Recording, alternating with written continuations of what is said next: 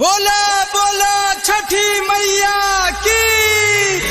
Shahid recording studio नरवा बाजार।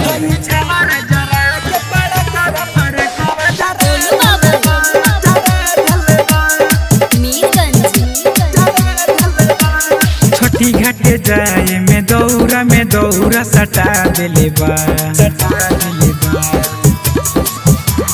छठी घाटे जाए में दौरा सटा देले बा, सटा देले बा। हई छावड़ा जरा के पड़कावा फरकावा जरा देले बा। हई छावड़ा जरा के पड़कावा फरकावा जरा देले बा। छठी माई के घटिया पर दूसरा से झगड़ा लगा देले बा, हो लगा देले बा।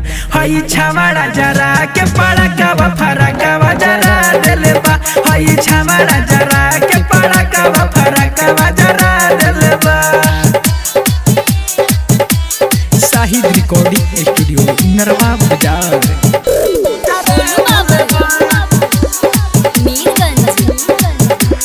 पूजा करे जाते रहनी मम्मी जी के साथ में, लेके फूल झरी पूजा रावत रहे हाथ में।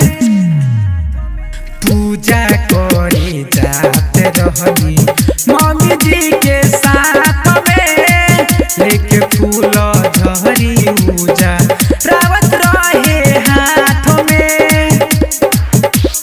कके ने होने उ कान्हा पर के मुखावा गिरा दिले बा। कके ने होने उ कान्हा पर के मुखावा गिरा दिले बा, हो गिरा दिले बा। हई छावड़ा जरा के पड़कावा फरकावा जरा दिले बा। हई छावड़ा जरा के पड़कावा फरकावा जरा दिले बा। शाहिद रिकॉर्डिंग स्टूडियो नरवा बाजार।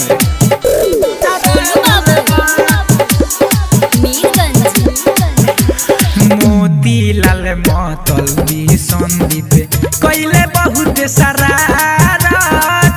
राजू रंगीला मुना विकास माची सके बाहर। मोतीलाल मतलबी संदीप कैले बहुत शरारत। राजू रंगीला मुना विकास माची सके बाहर। लेके पड़ा काऊ घाटावा पगारा दौड़ा दिली बा। लेके पड़ा काऊ घाटावा पगारा दौड़ा दिली बा, हमरा दिली बा। हई छावड़ा जरा के पड़कावा फरकावा जरा दिले बा।